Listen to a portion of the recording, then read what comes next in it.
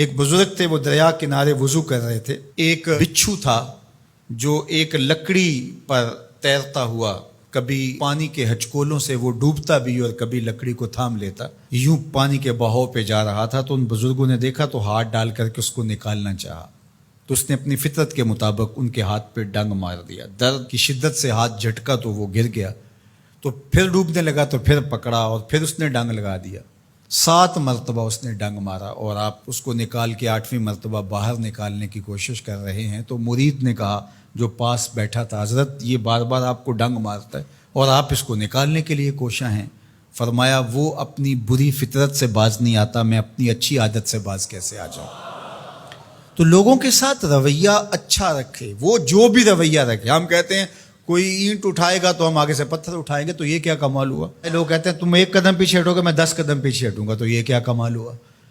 تم کہو میاں تم جتنے مرضی قدم پیچھے ہٹو، میں بھاگ کے تمہارا دامن پکڑ لوں گا، تمہیں جانے نہیں دوں گا، ایک دن تجھ کو بھی جیت لوں گا محبت کے زور پہ. ہم کہتے ہیں کہ فلاں میرے ساتھ اچھا سلوک کرتا ہے تو میں بھی اچھا کرتا ہوں، فلاں کا سلوک میرے ساتھ اچھا نہیں ہے تو ٹھیک ہے، جس طرح وہ چلتا ہے میں بھی اسی طرح چل رہا ہوں. یہ تو پھر برابری ہوئی. اگر کوئی برائی کے ساتھ معاملت کرتا ہے تو آپ بھی اس کے ساتھ ایسے ہی کرتے ہیں، تو برائی میں برابر ہے. اور اگر آپ کے ساتھ کوئی اچھا سلوک کرتا ہے تو آپ بھی اس کے مقابلے میں اچھا کرتے ہیں، تو پھر بھی آپ برابر ہیں، لیکن اچھائی میں برابر ہے. تیسری صورت یہ ہے کہ کوئی آپ سے اچھا سلوک کرتا ہے اور آپ اس سے برا سلوک کرتے ہیں، یہ بدترین صورتحال ہے. اور سب سے بہتر صورت کیا ہے کہ کسی کا رویہ تلخ بھی ہو، کسی کا انداز نامناسب بھی ہو، کوئی آپ کے ساتھ برا سلوک بھی کرتا ہو لیکن آپ اس کے ساتھ اچھا سلوک کرتے ہیں. خون کا رشتہ ہے، دودھ کا رشتہ ہے، وطن کا رشتہ ہے، ہمسائیگی کا رشتہ ہے، آپ کے ساتھ اس کی تعلق داری ہے، آپ کے آبا و اجداد کی آپس کے اندر سانجھ تھی اور آپ اس کو نبھا رہے ہیں. تو یہ ہے بہترین رویہ کہ کسی کا کوئی بھی رویہ ہو آپ اس کے ساتھ اچھا رویہ اختیار کرتے ہیں. حضرت عقبہ بن عامر رضی اللہ تعالی عنہ کو حضور نے ارشاد فرمایا تھا، سل من قطعک واعط من حرمک واعف عن من ظلمک. اے عقبہ بن عامر، جو تجھ سے تعلق توڑے تو اس سے تعلق جوڑ، جو تجھے محروم رکھے تو اس کی جھولیاں بھر دے، اور جو تیرے پہ زیادتی کرے تو اس کو معاف کر دے، اس سے درگزر فرما. یہ بہترین کردار ہے جس سے ایک اچھا ستھرا پاکیزہ اور مناسب معاشرہ ترتیب پاتا ہے اور ترکیب پاتا ہے. تو میرے اور آپ کے آقا و مولا نے ہمیں یہ تلقین کی، بلکہ فرمایا جو یہ چاہتا ہے کہ اس کی عمر میں برکت ہو اور رزق میں اضافہ ہو، وہ رشتہ داروں کے ساتھ سلوک اچھا کرے. یہ راز ہے عمر میں برکت کا اور رزق میں اضافے کا.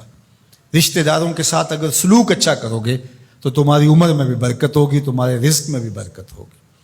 تو ہمیں یہ تلقین کی گئی. رشتہ دار تو دودھ یا خون کی سانجھ سے رشتہ دار بنتے ہیں، کوئی عام انسان بھی ہو، ہمیں تو ان کے ساتھ بھی اچھا رویہ اختیار کرنے کی تلقین کی گئی. حتیٰ کہ آپ کے دین پر نہ بھی ہو تو آپ کی ہمسائیگی میں بستا ہے، مستامن ہے، ذمی ہے، تو اس کے ساتھ آپ کا سلوک اچھا ہوگا. آپ کا دین آپ کو یہ سکھاتا ہے.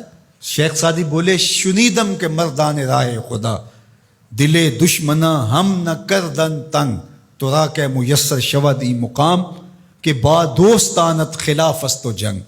میں نے سنا ہے کہ جو اللہ کے بندے ہیں وہ تو دشمنوں کا دل بھی نہیں دکھاتے. تجھے تصوف کے مراتب رفیع کیسے نصیب ہو سکتے ہیں؟ تو اپنوں سے جنگ چھیڑ کے بیٹھا ہے، تو اپنوں کے گریبان پھاڑ رہا ہے، اپنوں کی پگڑیاں نوچ رہا ہے، اور تو اپنی رشتہ داریوں کو توڑ رہا ہے. تو اپنے ہم منصبوں کے ساتھ الجھاؤ میں مبتلا ہے، اپنے ہم مسلکوں ہم مشربوں کے ساتھ تیرا الجھاؤ چل رہا ہے، تیری لڑائی چل رہی ہے. تجھے کیسے مرتبہ اور باطن کا نور اور اندر کا اجالا نصیب ہوگا؟ جو اللہ کے بندے ہیں وہ تو دشمنوں کا بھی دل نہیں دکھاتے. انسان تو انسان رہے، وہ تو جانوروں کے ساتھ بھی رویہ اچھا رکھتے ہیں کہ یہ اللہ کی مخلوق ہے. مخلوق ہونے کے ناطے سے الخلق و عیال اللہ، تمام مخلوق اللہ کا کنبہ ہے، اور اس کے ساتھ اس نے سلوک، ان کا کچھ بھی رویہ ہو.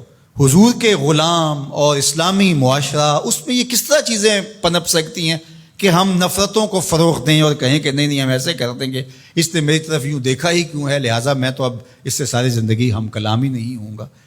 تو رویوں کی خوبصورتی اور صلہ رحمی یہ ہمارے دین نے ہمیں سکھائی.